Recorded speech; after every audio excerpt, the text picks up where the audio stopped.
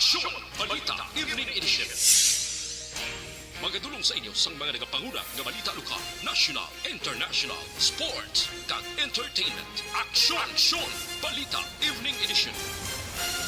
Kagkaroon ang inyong news team. Una sa balita, una sa aksyon.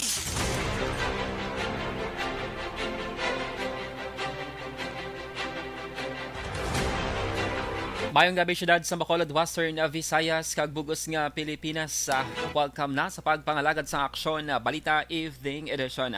Karon nga adlaw Webes, Disyembre 15 tuig 2022. Ako ang inyong atag balita, Aksyon Dale Salazar. Una sa balita, una sa aksyon.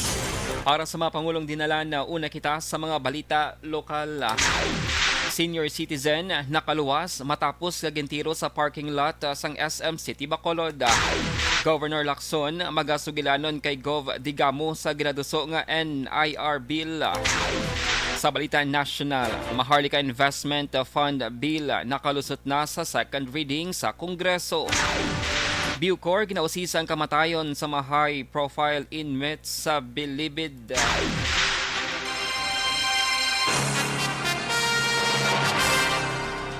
Action Radio Philippines Saturday Time, alas 6:02, kagkaroon sa detalye na sang mga balita lokal. Nakaluwas ang senior citizen matapos gintiro sa may parking lot sa may SM City Bacolod sa may South Wing sa sakop sang Barangay 12, siyudad sa Bacolod kay nasang hapon Webes nga adlaw. Sa interview sa Action Reports afternoon edition, ginpahayag ni Police Major Ramel Saron ng hepe sa Police Station No. 1. Ginkla ang biktimang si Cesar Ledesma, 72 anyos, residente sang Barangay Elihis, kag may negosyo sa real estate. Ginpahayag sang hepe nga buksan kun tani sang biktimang iya sa lakyan nga Ford Everest sa parking lot sang gintiro sang gunman sa sagwa na sang perimeter sang among nga mall. Nakaluwas ang biktima pero naigo ang wala nga bintana sang salakyan sa bahin sang driver's seat.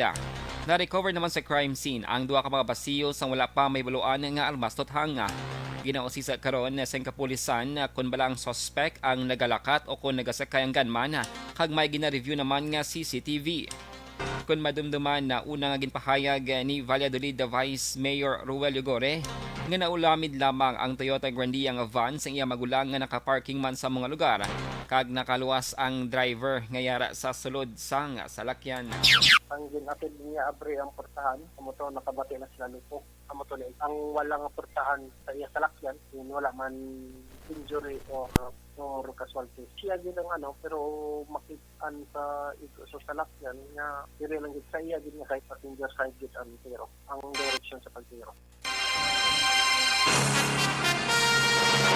Nabatian si Major Ramel Saron ng hepe sa Police Station No. 1. Angon sa mga balita, ginklaro ni Valladolid Vice Mayor Ruel Yugore nga hindi siya ang target sa pagpaniro nga natabo sa may parking lot sang SM City Bacolod kinasang hapon. Duwa ka mga salakyan ang imbolbado sa pagpaniro sa ka Ford Everest nga ginaligar among target samtang naulamid naman ang Toyota Grandia nga van nga nagapanag-iya among magulang sang Vice Alcalde. Sa inisya nga pagpangusisa sa kapulisan, ang gunman ang gyara sa sagwa sang parking lot sang mall.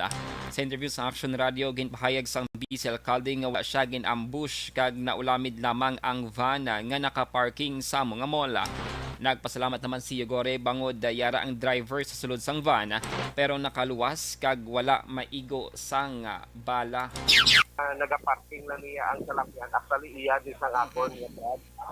No, ang restro sini nakapangalan man sa kay Brad. Then nasa lapat lang ni which is ang target is atong dito sa piyak nga porsyon lapit kay Gadalan. Kay after initial nga ang gunman is dito sa sagwa nga side. So may target ang ining isa ka unit nga Everest nga port. Nabatian na si Valladolid Vice Mayor Ruel Yugore. Sa iban nga balita lokal, magasugilanon sa Negros Occidental Governor Bong Lacson kay Negros Oriental Governor Ruel Digamo may kangtanan sa ginaduso nga Negros Island Region o kon NIR. Ini matapos si palayag ni Digamo nga mas pakamaayuhon niya nga magpabilin ang Negros Oriental sa may Central Visayas bangod sa lain nga kultura kag lengguwahe sa mga pumuluyo sa ilang probinsya.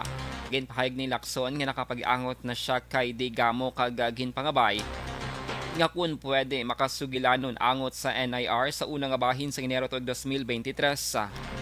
Nagligad nga Martes ginaprobahan sang Technical Working Group sang House Committee on Local Government nga ginapamunuan ni Negros Occidental 6th District Representative Mercedes Alvarez kag Cebu City South District Representative Eduardo Rama Jr. ang Consolidated Bill sa NIR. Si Negros Occidental 3rd District Representative Jose Francisco Benitez amo nag-file sang House Bill 1446 nga nagalakip sa Island Province sang Siquijor sa NIR. Yeah, actually, I'm texting him now, pero medyo busy pa siya. But he promised to call me after the program. I will propose to see him after the holidays. I will ask him whether it's the first week or the second week of January. Nabatian ang tingog ni Governor Bong Lacson. Target sa gobyerno probensyal nga makapatigan sa public bidding para sa interesado nga private investors sa bulk water supply project sa Negros Occidental. Anang ginpahag ni Provincial Administrator Attorney Refrando Diaz sa sinapol nga ginpatigayon sa may Negros First Residences sa may syudad sa Bacolod, Subong nga Huwebes nga adlaw. Ginpahayag sang opisyal nga tinguan sang probinsya sa buligban sang Technical Working Group nga matapos ang feasibility study kag mapublish ang detalyado nga terms of reference sa TOR sa project implementation.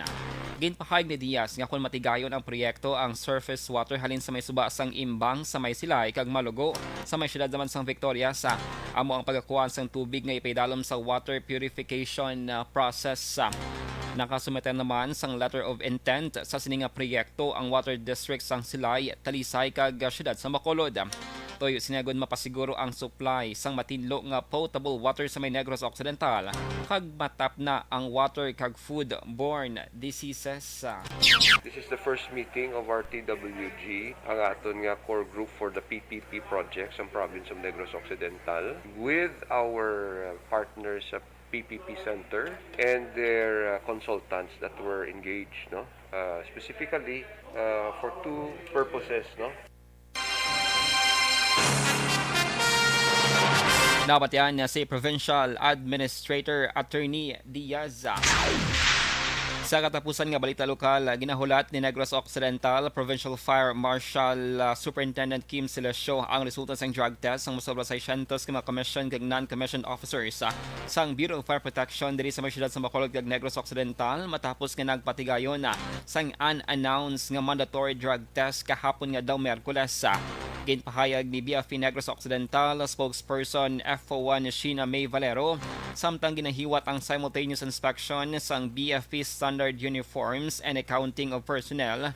Nasurpresa ang mga bombero sa pag-abot sang SOCO personnel kag tanan ginpaidalom sa mandatory drug test. Ginpahayag sang spokesperson nga si BFP Negros Occidental Fire Provincial Director Superintendent Kim Silasio mismo ang nagpanguna sa mga aktibidad nga nagalaom nga mga negatibo sa tanan ang resulta sang drug test. Apang kung mayara gid man sa magpositibo sa pag-usar sa illegal nga droga, mahimo nga magapangatubang sang kaso administratibo. Una sa balita, una sa aksyon.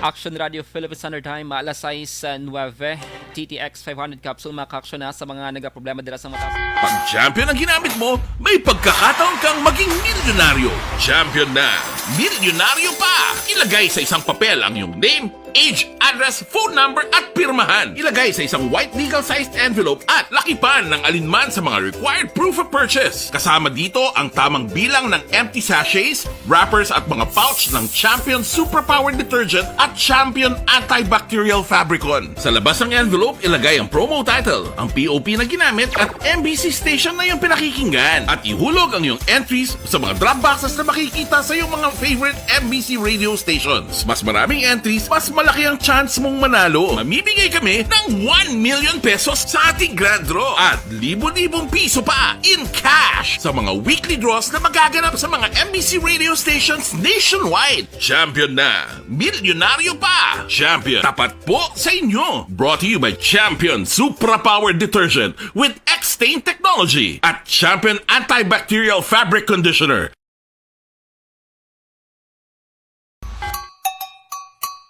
Puwerte nga ability!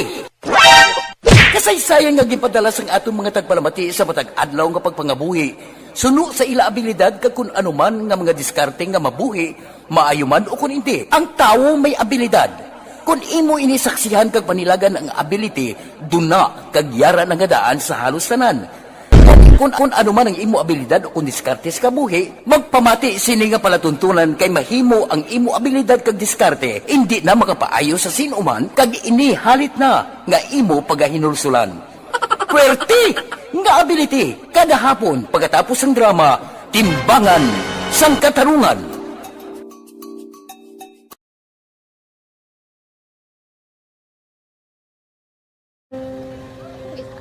Sana, ano nang nahuya ako magulang. Ay, siyempre, pigado, tas, kay, ano ko sila, madisurbo ko sila lang, tapos kita, kakulbaan ko kay, basi, hindi ko mapasar kay.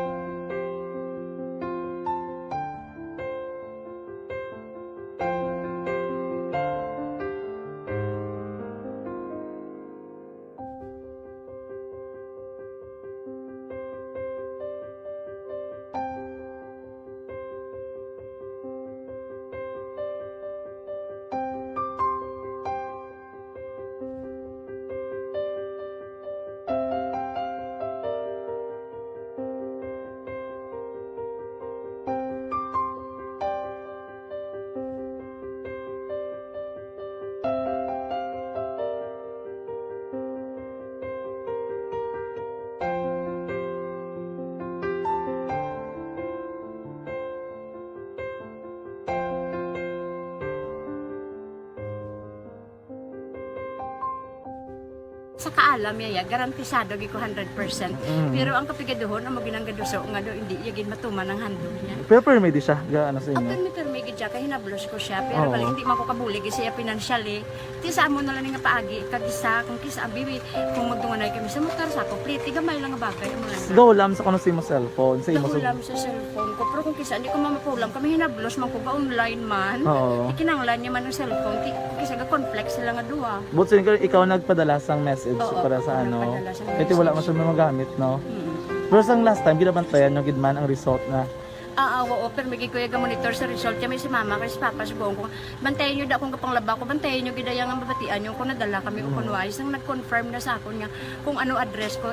Doon nalipay nagid ko kay basi ko nadala nagid kami nga may pamangkot pag daw. Oo. Kakabudlagid kun online, mas lami sa nga face to face kay kami dahil wala kami connection kay pigado lang kami tas nabudlayan sa mga gadget pero si Bong piyapin ako okay na miskilan ako Okay, tapos kagid. gusto ko makatapos sa eskwela biskaan may COVID pa tapos kami Tapos sa mga skila. Last time, ang na do medyo emotional ka kay gaabal mo gapanghulam ka lang phone.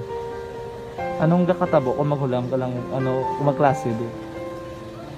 kung sana ano nang nahuya ako magulang ay siyempre pigado tas kay ano ko sila madisurbo ko sila lang tapos kita kakulbaan ko kay basi hindi ko mapasar kay wala ko hindi ko permi makamit tapos kakulbaan ko permi kung mag-test kay may time limit tapos ang connection pa dan permi sa akon kag hindi ko masyado makita kay isa blurred man ang cellphone niya mga ginagamit ko siya wala sa kakulbaan ko permi basi hindi mo ko madala sa tab siyempre kay isang bigado lang basta kung nadala lang ko sa tab happy na ako. Minising sa high school honors student. Yes. Ano kang hatap ang... What? Ikaw ginang valedictorian. Message ko sa mga pigado na hindi ka mo mawadan sa paglaong kag always ka mo pray kay God nga may nga mga tawag nga mabulig sa inyo. Biskan pigado lang ka mo ka. Hindi nyo git pag underestimate ang inyong self. Nga biskan pigado lang ka mo busilingon hindi na ka mo ka pagkatapos sa eskwela. Do ang pagkapigado hindi na sa rason para makauntat ka mo sa mga eskwela damo kaya paraan kag kung magsalig lang ka mo kag sige-sige lang ka mo pray kay God may madamo kaya nga tao nga mabulig sa inyo.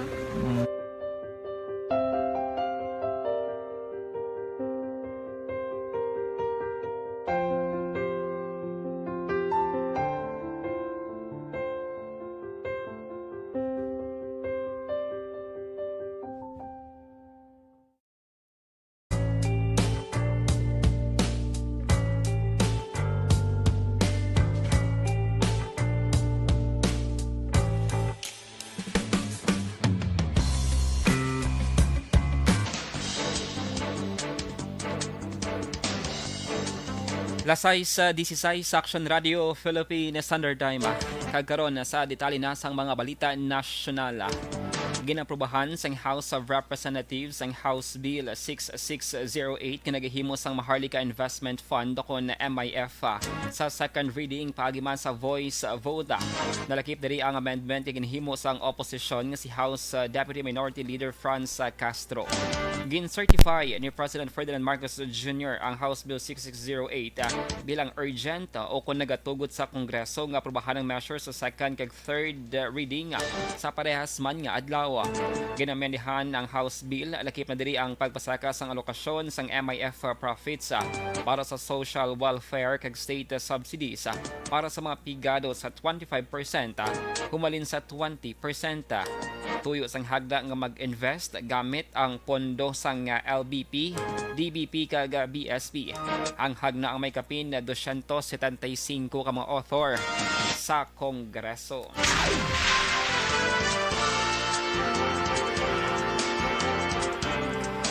Samtang ginausisa na sang Bureau of Corrections sa Bucor ang kamatayon ni J.B. Sebastian kag walo kay bantang mga high-profile inmates sa New Bilibid Prison kon NBP. Si Sebastian kung madumduman ang napatay sang Hulyo tuig 2020 bagon sa COVID-19 kag ginaligar natabo sa NBP Hospital. Ginpahag ni NBP Officer in Charge Gregorio Katapang Jr. Nagpadulong ini sang Miyerkules sa kahapon sa may site Hari kag ginistorya ang mga tawo sa lugar. Ginpahag ni Katapang nga makaduluda ang findings nga si Sebastian ang wala napatay sa site Hari nga isa ka isolation area sa sulod sa Bilibid. Ginbulgar man ni Katapang nga si Sebastian ang napatay sa eskwelahan sa may University of Perpetual Help School kag hindi napatay sa hospital. Ang hospital sang NBP kag ang eskwelahan ang tupaday. Luyag man usisaon sang NBP kun bala mayara sang lapses matapos nga nagpangabay ang asawa ni Sebastian sang autopsy pero wala gin paboran na. Suno pa sa opisyal, may 8 o 7 pa ka mga preso nga makaduluda man ang ila nga kamatayon. Samtang may 22 ka mga pulis ang Metro Manila Police ang napaidalam sa restrictive custody bangon sa ginaligara. Embolbado sa kamatayon sa mga high-profile inmates sa may New Bilibid Prison sang 2020. Ang mga preso nga napatay ang unang report kinagtaliwan bangon sa COVID-19. Ginpahayag ni National Capital Region Police Office kon NCRPO Chief Brigadier General Jonel Estomo ang mga pulis ang ginkakas ilang pwesto samtang nagapadayon ang kaso administratibo batok sa ila. Nagligad nga Hulyo ang National Bureau of Investigation ang nagrekomendar sa pagpasaka sang kaso nga murder batok sa 22 ka mga officers ng NCRPO. Una naging pahayag ni Bureau of Corrections Acting Director General Gregorio Katapang Jr. nga nakabaton ini sa impormasyon nga may convicted drug dealer nga ginaligar napatay sa COVID-19 ang ginpatay sa site Hari nga isa ka isolation area sa sulod sa New Bilibid Prison. Pila sa mga kilala nga preso nga ginreport kinapatay sa COVID-19 amo Sunday J.B. Sebastian, Francisco Willie Yang, Benjamin Marcelo, Zhang Zuli, Jimmy Kinsing Hong, Ryan Ong kag Amin Buratong. Una sa balita, una sa aksyon.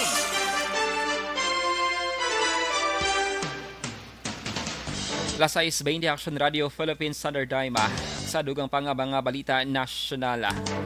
Disqualify sang COMELEC 2nd Division si Cagayan Governor Manuel Mamba bangod sa paglapas sang spending ban sang 2022 elections. Ginkilalang petitioner nga si Zara Rose de Guzman Lara nga naluto sa eleksyon nga may aligasyon nga mayayara sang madatang vote buying gamit ang ginaligar pondo sa probinsya.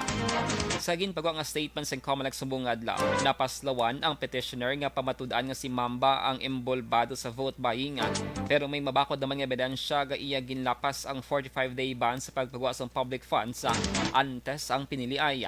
Suno sa COMELEC ila lamang gin-exempt ang isa ka programa sang LGU sa ban ang No Barangay Left Behind Project pero may kondisyon nga dapat ang pondo nga ginusar ang ma-reporta. Suno sa COMELEC, wala sila naghatag sang express exemption sa duwa kay iban pa nga mga programa sang gobernador. Lakip na din ang uplan na tulong sa barangay kag krusada kontra korupsyon. Sunod kay Comelec spokesperson John Rex Laudianco. Pwede pang makafile sang motion for reconsideration o MR si Mamba sa sulod sang 5 kadlaw. Kagini ang ipasaka na sa Commission and Banka. Si Mamba ang ikaduwa nga gobernador nga gindisqualify sang Comelec matapos ang Mayo 9 tuig 2022 nga eleksyon.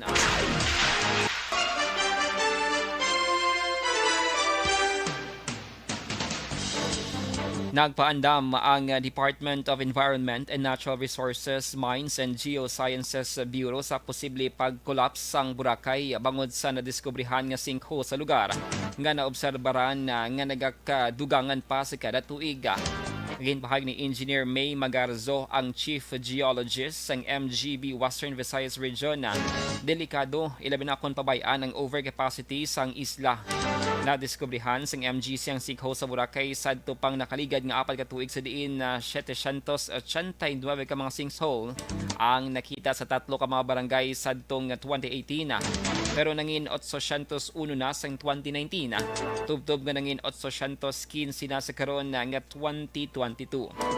Ginswestiyon sa ahensya nga dapat mag-alokara sang bago nga carrying capacity o kon limit sa mga turista nga nagapadulong sa sikat nga isla.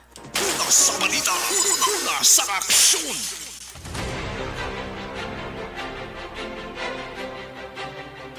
Action Radio Philippines Standard Time alas 6:23. Life Extension Coffee Mix mga ka-aksyon ang pinakaunang ready to drink coffee fortified with vitamin.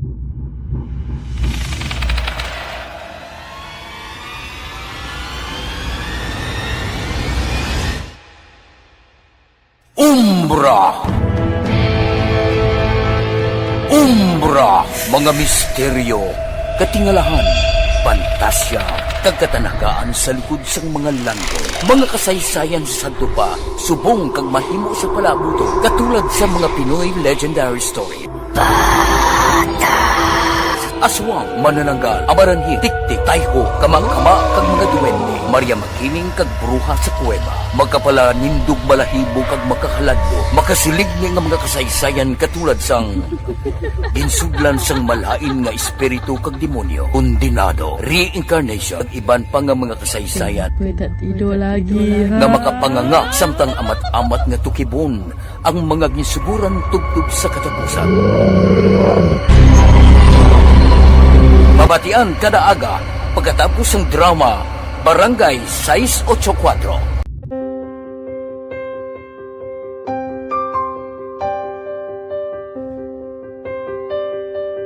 Sa mga students nga ng mga blessed bala nga may complete ang parents, may mga gadgets, tapos na complete ang ilang nang lang mahatag ang gusto nila nang hindi na ako magsigi complain balik.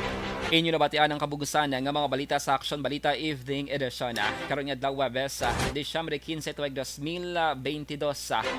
Sa liwat akong inyong atag balita Action Dale Salazar. Una sa balita, una sa aksyon, sa Bacolod Action Radio.